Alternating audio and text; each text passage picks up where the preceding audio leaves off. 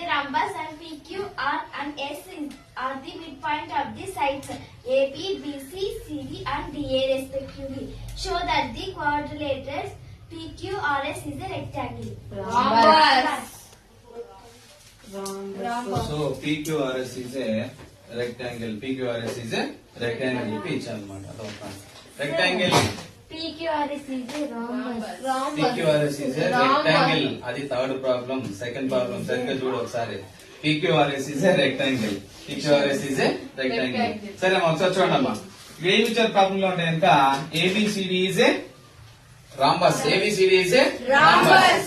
PQRS అంటే mid points అన్నమాట. PQRS mid points ఇచ్చి సో PQRS అనేది రెక్టాంగిల్ అని చెప్పేసి ప్రూవ్ చేయండి అని చెప్పి ఇచ్చారు అనమాట. అర్థం అవుతుందా? సరే ఫస్ట్ మనం ఏం చేస్తాం కనుక ఇలా రాంబాస్ గీసుకొని వాటి యొక్క మిడ్ పాయింట్స్ రాసుకోవాలా. ఏబీకి మిడ్ పాయింట్స్ ఏముందమ్మా?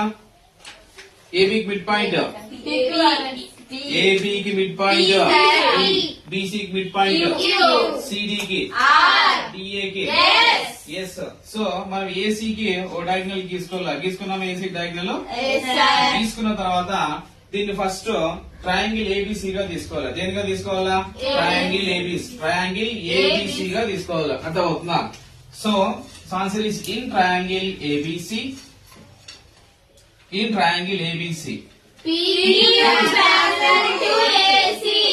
PQ parallel to AC. Therefore PQ is equals to half AC. PQ is equals to half AC. దీనికి ఈక్వేషన్ 1 అని ఇచ్చుకుందాం. అర్థం అవుతుందా? దీనికి ఈక్వేషన్ 1 అని ఇచ్చుకుందాం. నెక్స్ట్ ట్రయాంగిల్ ADC తీసుకుందాం. ఏం తీసుకుందాం అమ్మా? Triangle ADC. RS is equals to half AC. RS is equals to Half AC. RS parallel to AC. RS parallel to AC. AC is a diagonal. అవునా? Yes, sir. AC is a diagonal. AC is a diagonal. అర్థం అవుతుందా? దీనికి equation number 2 ఇచ్చుకుందాం.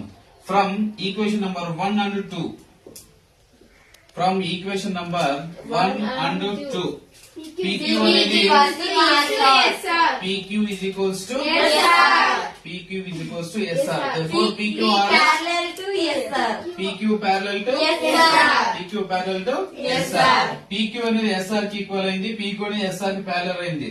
PQ అనేది ఈ SR కి లేదా RS కి parallel గా ఉంది అంటే therefore దీన్ని ఏమంటాం అంటే so therefore PQ SR is a parallelogram. So therefore PQRS is a Parallelogram. PQRS is a parallelogram. ఇప్పుడు మనం ఏం ప్రూవ్ చేయమన్నాడు? PQRS is a rectangle. PQRS అనేది రెక్టాంగిల్ కాదని చెప్పేసి ప్రూవ్ చేయమన్నాడు. PQRS is a rectangle కాదని ప్రూవ్ చేయాలంటే కనుక ఫస్ట్ మనకి రెక్టాంగిల్ ప్రాపర్టీస్ తెలుసాలా. రెక్టాంగిల్ ప్రాపర్టీస్ మీనింగ్ ఏముంటాయి కనుక ఆపోజిట్ సైడ్స్ ఆర్ ఈక్వల్. పైగా ఒక డిగ్రీ యాంగిల్ కి ఏమొస్తుంది అంటే కనుక 90 డిగ్రీస్ వస్తుంది. ఒక యాంగిల్ ఎంత ఉంటుంది? 90. సో మనం డి కి బి కి ఓ డయాగ్నల్ గీసుకోవాలమ్మా. డి కి బి కి డయాగ్నల్ గీసుకున్నామా? డి కి బి కి డయాగ్నల్ గీసుకున్న తర్వాత ఇక్కడ ఈ రెండు మెల్ట్ అవుతాయి. ఏసి తర్వాత డిబి ఈ రెండు మెల్ట్ అవుతాయి కదా. ఈ రెండు మీట్ బైసెక్ట్ అయ్యే చోట ఏం పెట్టుకోవాలంటే పాయింట్ O అని పెట్టుకోవాలి. ఓ పాయింట్ గుర్తు పెట్టుకోవాలి. మరి ఏమి ఏంటి కనుక ఎక్కడైతే 2 డయాగ్నల్స్ బైసెక్ట్ అవుతాయో అక్కడ యాంగిల్ ఎంత ఉంటుంది? 90. రెక్టాంగిల్ లో ఒక యాంగిల్ వాల్యూ ఎంత ఉంటుంది? 90 డిగ్రీస్ ఉంటుంది. సో దేర్ఫోర్ RQ అనేది DB కి ప్యారలల్ గా ఉందా? Yes, sir. సో కాబట్టి ఇక్కడ ఏం రాసుకోవచ్చు?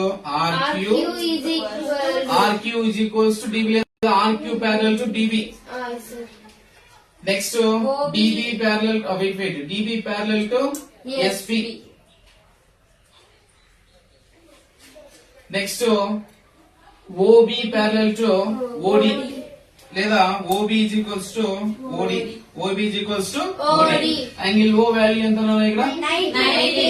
Angle O is equals to 90 degrees. అవునా? Angle O is equals to 90 degrees. Angle O is equals to angle Q. ఎట్లా చెప్తామమ్మా దీన్ని? అది కూడా దీంట్లో పారలోగ్రామ్ లో opposite angles are equal. Angle O is equals to angle Q is equals to 90 degrees. 90 degrees. So కాబట్టి therefore దీన్ని ఏమని చెప్పొచ్చు అమ్మా? therefore PQRS is a Rectangle. therefore PQRS is a Rectangle. Sides equal ఉంటాయి, పైగా ఒక angle యొక్క value ఎంత ఉంటుంది అంటే 90 degrees ఉంటుంది. అలా ఉంటే దాన్ని ఏమంటామంటే రెక్టాంగిల్. Rectangle. ఏమంటాం? Rectangle. సో వచ్చిందా మనకి ఆన్సర్? Yes, sir.